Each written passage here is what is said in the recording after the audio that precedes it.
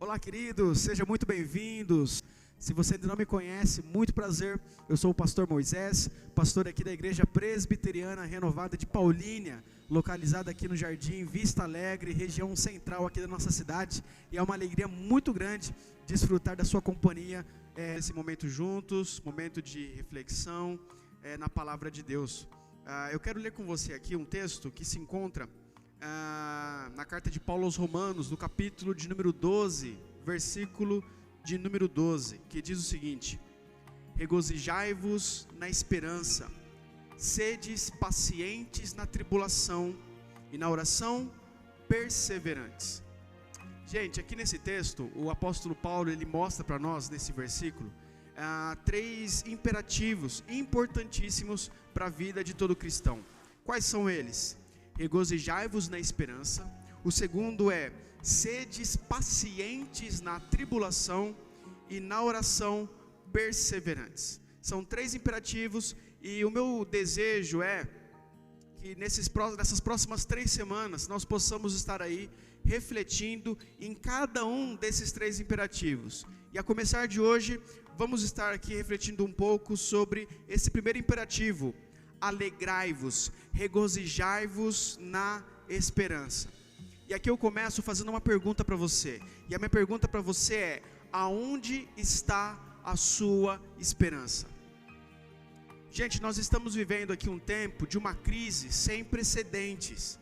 E aí, diante de tudo isso, a minha pergunta para você é: aonde o seu coração está procurando descanso? Aonde a sua mente ela está procurando alívio? Aonde que eu e você, nós estamos lançando todos os nossos anseios? A minha pergunta para você nessa noite é: aonde está a sua esperança? No momento como esse, onde nós temos aí uma sensação de que uma tempestade está desabando sobre nós, nós percebemos diante de tudo isso, como que a nossa estrutura, ela é debilitada, o quanto que a nossa estrutura, ela é abalada. Percebemos diante de tudo isso, que nós não somos tão fortes assim, como nós achávamos que somos. Portanto, eu pergunto: aonde está a sua esperança? A sua esperança, ela está na sua força? Será que a sua esperança está na sua força? Lembre-se daquele ator, Christopher Reeve. Esse ator, ele ficou muito conhecido porque ele fez o papel, foi um dos primeiros a desempenhar o papel de Superman, Clark Kent, o famoso Homem de Aço, vocês lembram? Pois é, mas aí esse homem, que ele era o símbolo da força, o símbolo, né, de toda essa energia. No ano de 1995, esse ator, ele sofre um grave acidente, ele cai do seu cavalo, e ali, por conta desse acidente, ele fica tetraplégico. E aí aquele homem que era símbolo de toda essa força, ele fica completamente debilitado. Gente, o fato é o seguinte: a nossa força, por mais robusta que ela seja, na verdade ela é pequena. Aonde você está lançando, aonde você está colocando a sua esperança? De repente, a sua esperança, ela estaria aí no seu vigor, mas por mais elevado que possa ser esse seu vigor, gente, o fato é que ele é frágil. Basta, por exemplo, vir aí um mosquitinho da dengue picar você, para derrubar você. Ou então surgir aí um vírus como esse. Basta um vírus tão pequeno, tão minúsculo, que não pode ser nem mesmo visto a olho nu, para colocar o mundo inteiro de cabeça para baixo. A minha pergunta para você é: aonde está a sua esperança? A sua esperança está na estabilidade do seu dinheiro? A sua esperança está na sua posição que você ocupa? Mas, gente, o fato é que basta um colapso econômico como esse, para que nós estejamos aí numa situação como essa, e a gente possa perceber que esse terreno, ele é tão instável, tão instável. Basta um cenário como esse surgir para que a gente possa perceber aí que o nosso trabalho, que o nosso dinheiro, a nossa empresa, nada dessas coisas podem de fato proporcionar para nós uma verdadeira segurança. Por isso eu pergunto para você: aonde está a sua esperança? A sua esperança, ela de repente, ela pode estar aí em todos os prazeres que esse mundo aqui pode proporcionar. Mas queridos, o fato é que nem todos os prazeres do mundo, por mais abundantes que eles possam ser, nada disso pode preencher o vazio do seu coração.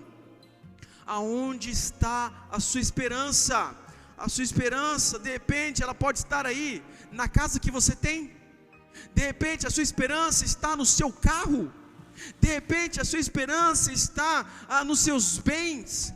De repente a sua esperança ela está nas suas conquistas. De repente a sua esperança está nos seus diplomas que estão pendurados aí na sua parede. De repente a sua segurança está nas medalhas de honra ao mérito que você tem. Mas gente, tudo isso de repente pode até massagear o seu ego por um certo tempo, mas o fato é que nada disso pode dar um real significado para a sua vida. Portanto, mais uma vez eu pergunto: aonde está a sua esperança? Será que a sua esperança está em pessoas?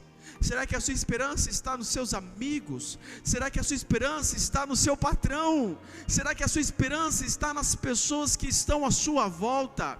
O fato é, gente, que nós decepcionamos pessoas e pessoas também nos decepcionam. Portanto, eu pergunto para você: aonde está a sua esperança?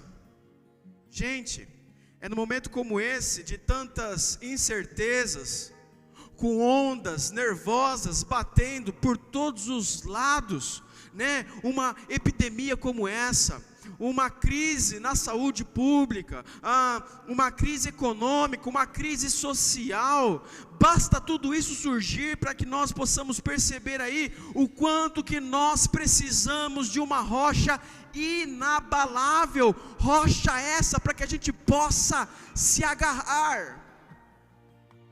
Precisamos, gente, de um refúgio verdadeiro. É no momento como esse que eu e você, nós precisamos de um amparo seguro. E a minha pergunta para você é: aonde está esse amparo? Aonde está esse refúgio? Gente, esse refúgio não está nas nossas forças. Esse refúgio não está no nosso vigor. Esse refúgio não está na nossa sabedoria. Esse refúgio não está no seu trabalho. Esse refúgio não está no cargo que você tem. Esse refúgio não está no seu dinheiro. Esse refúgio não está nas suas conquistas, nos bens que você possa ter. Esse refúgio não está nas pessoas à sua volta. O nosso refúgio, o nosso amparo, a nossa rocha, ela é Deus. Ele é a nossa segurança e Ele é a nossa esperança. Ele é a nossa esperança. E por que Deus pode ser a nossa esperança? Gente, Deus ele pode ser a nossa esperança, sabe por quê? Porque foi Ele que nos criou e nós somos dele. Gente, a nossa vida não está aí jogada para um futuro incerto. Nós não somos frutos aí do acaso. Nós não estamos lançados meramente a uma obra do destino. Nós não somos também resultados de uma explosão e nós estamos aí jogados à nossa própria sorte. Não. Lá no Salmo 139, verso 14 diz: graças te dou, visto que por modo assombrosamente maravilhoso me formaste. Gente, o fato é que nós fomos criados por Deus. Foi Ele que nos formou, e Ele nos formou de forma assombrosamente maravilhosa. Sabe o que isso significa? Que Deus conhece cada detalhe do nosso corpo. Deus ele conhece cada partícula, cada célula do seu corpo.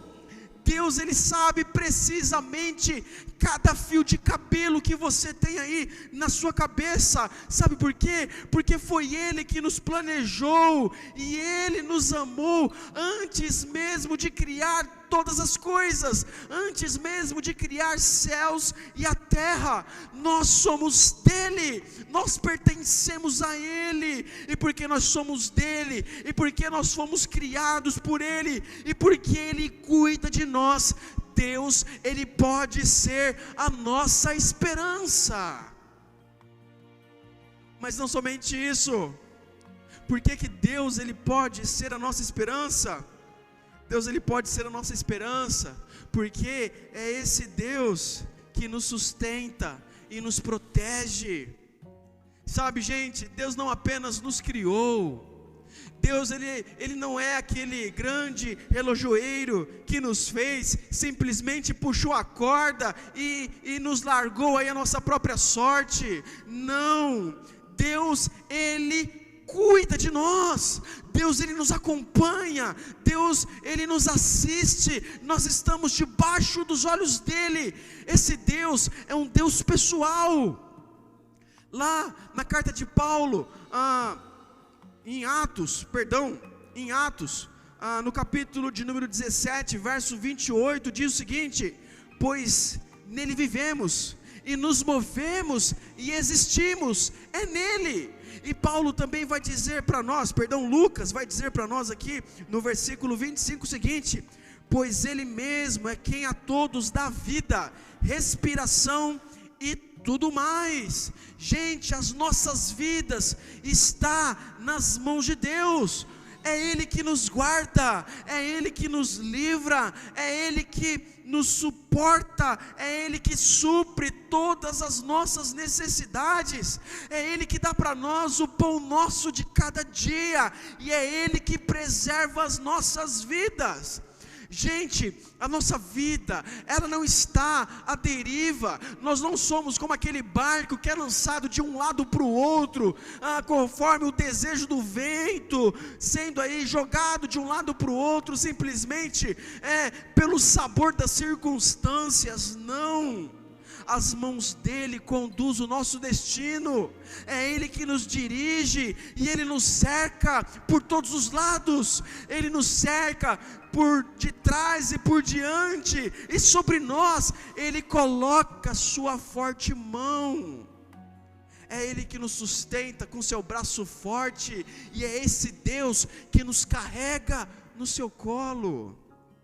Portanto, gente, eu pergunto para você mais uma vez: por que Deus, Ele pode ser a nossa esperança? Gente, Deus pode ser a nossa esperança, porque além dEle nos criar, nós sermos dEle, além desse Deus, Ele cuidar, sustentar a cada um de nós que somos seu povo, esse Deus, Ele também nos perdoa e nos dá uma vida eterna. Gente, essa é a maior razão para que eu e você nós possamos, como Paulo diz lá em Romanos capítulo 12, o texto que nós lemos inicialmente, essa é a maior razão para que eu e você nós possamos nos alegrar, nos regozijar nessa esperança. Gente, se fôssemos entregues à nossa própria sorte, nós estaríamos perdidos. Se nós fôssemos entregues à nossa própria sorte, nós iríamos perecer. E eu não digo que nós iríamos perecer somente nesse plano terreno, sabe, nesta vida, mas eu me refiro principalmente ao plano espiritual, numa vida vindoura.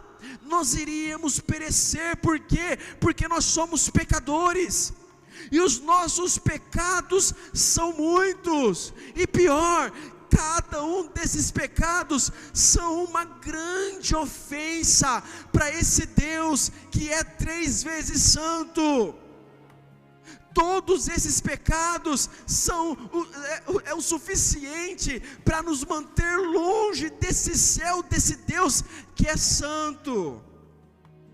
Digo mais, um único pecado no decorrer de toda a sua vida já seria o suficiente para haver aí esse grande abismo entre nós e Deus. Por quê? Porque esse Deus, ele é 3 vezes santo. Mas apesar de tudo isso, o que é extraordinário, e graças a Deus, porque a Bíblia vai nos dizer, lá em João, no capítulo 3, verso 16, que apesar de tudo isso, Deus nos amou, e nos amou de tal maneira, que deu o seu Filho unigênito. Para quê? Para morrer pelos nossos pecados, precisamente por esses pecados que nos afasta dele, que é uma abominação aos olhos dele. Cristo morreu por nós, para receber ali a punição pelos nossos pecados, e para assim ressuscitar para nossa justificação. Sabe, queridos, entenda uma coisa: aqui está o grande amor de Deus por nós. Deus amou o mundo de tal maneira, olha só que fabuloso, Deus, ele não poupou o seu próprio Filho, justamente para nos poupar de uma condenação eterna. Olha que extraordinário, e olha só que esperança que nós encontramos nessa verdade. A Bíblia diz que quando Cristo estava ali pregado naquele madeiro, quando Cristo estava pendurado naquela cruz, a Bíblia diz que agradou ao Pai moê-lo. Cristo foi moído por nós naquela cruz, justamente para suspender o castigo que eu e você deveríamos receber, o castigo que deveria cair sobre as nossas vidas. Gente, Cristo morreu na cruz por nós, para que eu e você, nós pudéssemos ver naquela cruz o seu grande amor, e também para que ficasse claro para nós naquela cruz a sua justiça. Amados irmãos, aqui nós encontramos esperança, porque apesar de nós não merecermos absolutamente nada, nós sermos completamente indignos, ainda assim Cristo, ele habitou entre nós, e ele morreu naquela cruz, precisamente para nos salvar. Portanto, em Cristo há perdão, em Cristo há salvação. Olha só que descanso que há para as nossas almas, olha só que conforto que há aqui para as nossas vidas. Em Cristo, queridos, nós não precisamos mais temer o passado. Por quê? Porque nós já fomos perdoados. Em Cristo, nós não precisamos mais temer esse tempo presente. Por quê? Porque nós já somos alcançados pela graça de Deus. Em Cristo, eu e você, nós não precisamos temer o futuro. Por quê? Porque eu e você, nós temos uma garantia de vida eterna. Em Cristo há para mim e há para você esperança. Com Cristo, a nossa vida, gente, não é uma descida morro abaixo, pelo contrário, apesar de todos os encalços da vida, em Cristo e com Cristo, a nossa vida, ela é uma escalada montanha acima.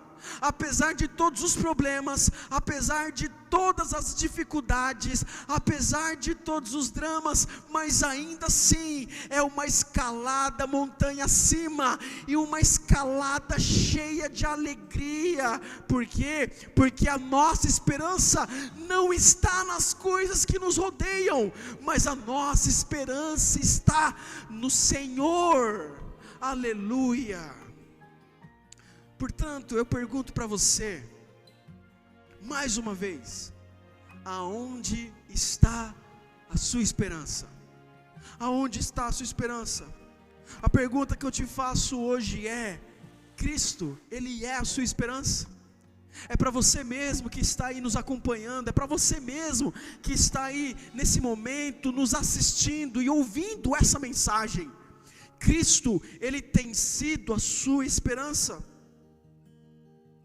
Vamos mudar aqui a pergunta: você se alegra apesar de tudo isso que nós estamos presenciando, apesar de tudo isso que nós estamos ouvindo, apesar de todas as informações que diariamente nós somos bombardeados, queridos, você se alegra nessa esperança?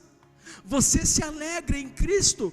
Cristo Jesus, Ele tem sido a sua esperança, mesmo diante de todos os problemas da vida, Cristo Ele tem sido a sua esperança.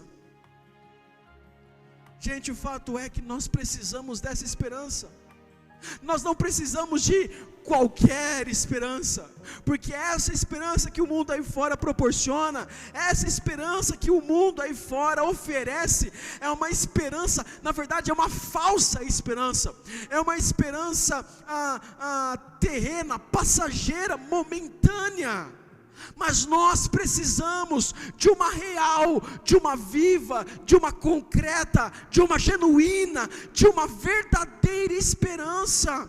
Nós precisamos dessa esperança, Cristo Jesus, porque sem essa esperança nós murchamos como a flor, porque sem essa esperança nosso sorriso se apaga. Nós precisamos de Cristo, porque sem Ele, sem essa esperança, o choro, ele pode embaçar a nossa visão. Nós precisamos dessa esperança, porque essa esperança, sem essa esperança, a nossa vida, ela se torna pesada. E todos esses problemas que estão aí, muitas vezes batendo na nossa porta, sem essa esperança, esses problemas, eles se tornam verdadeiras toneladas. Nós precisamos dessa esperança.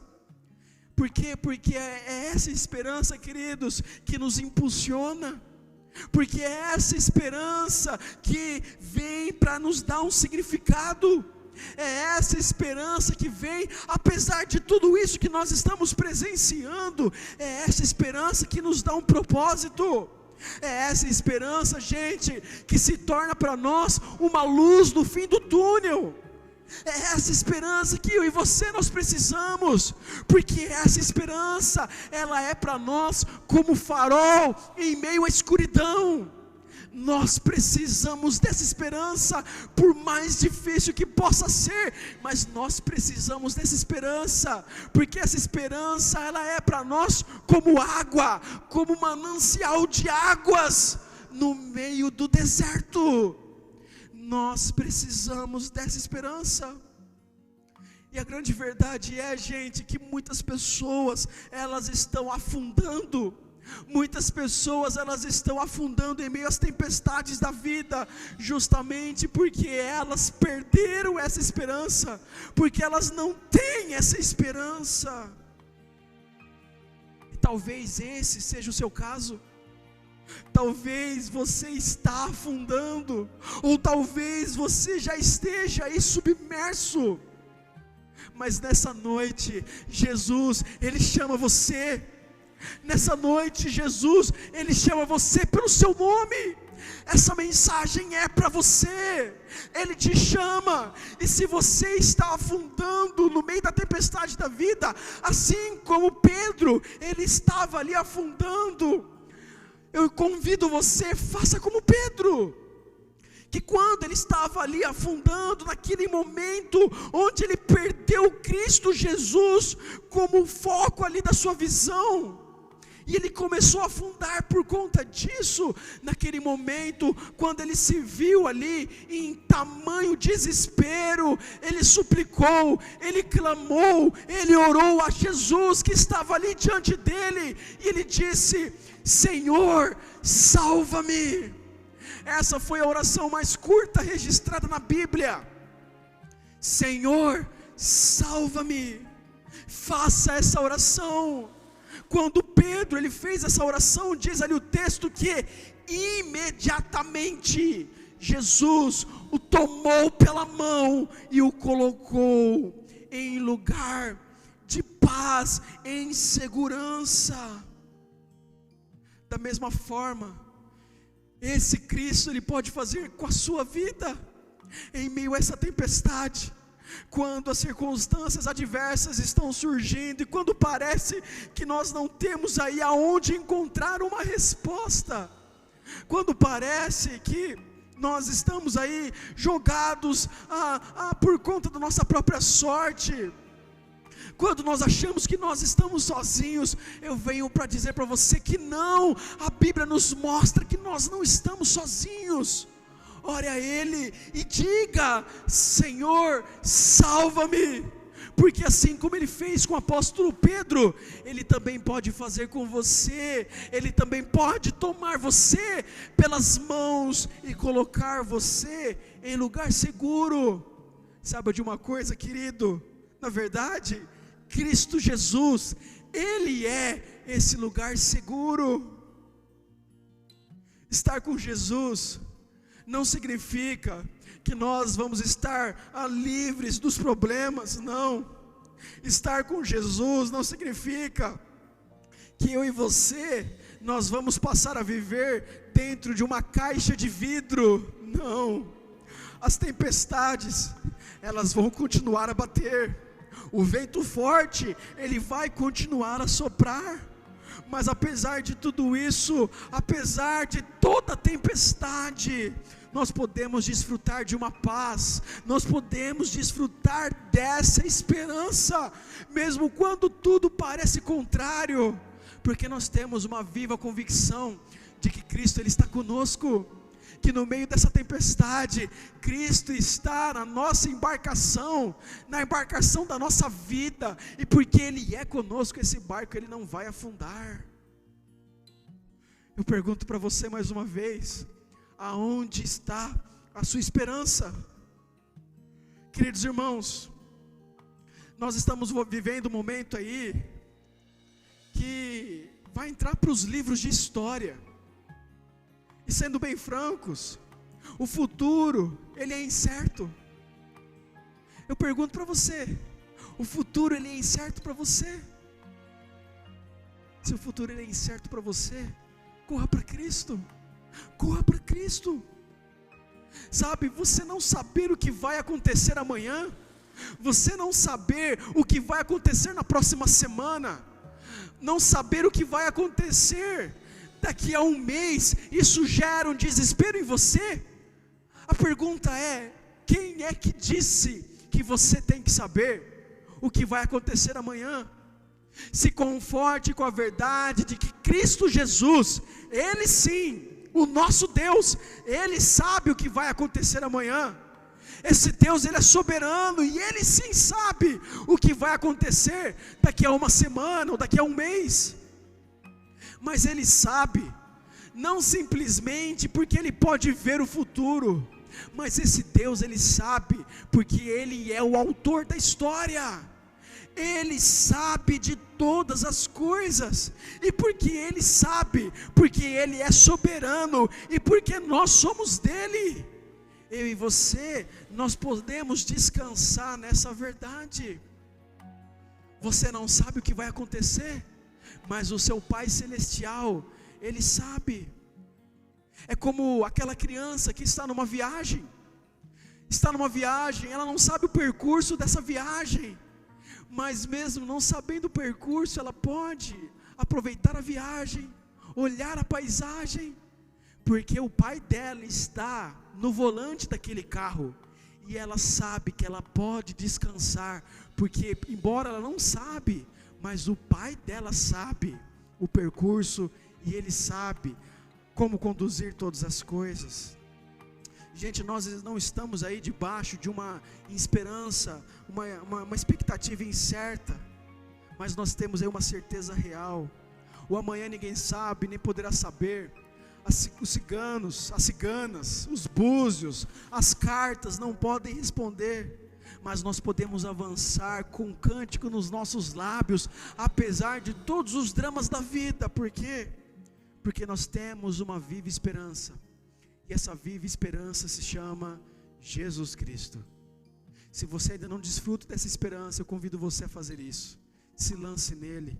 Salmo 37 verso 5 diz: entrega o teu caminho ao Senhor, confia nele, e ele do mais tudo ele fará.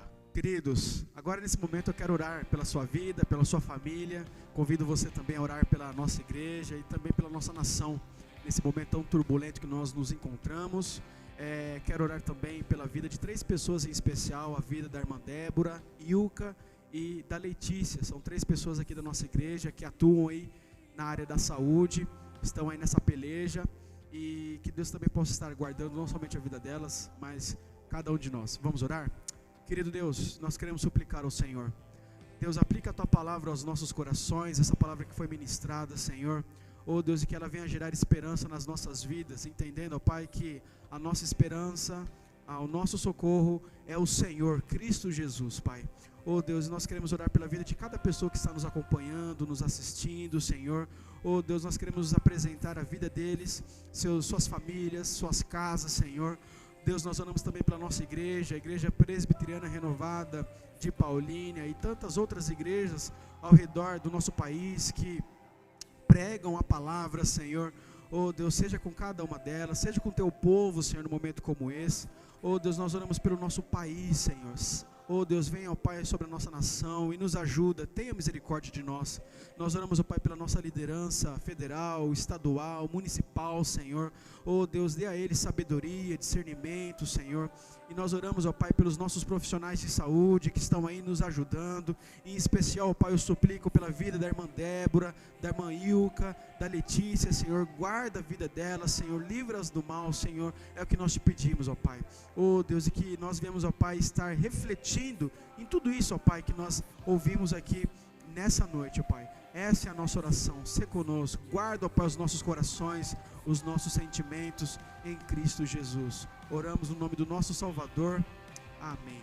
Queridos, que Deus abençoe sua vida e, se Deus assim nos permitir, na próxima semana estaremos juntos. Deus abençoe, até mais.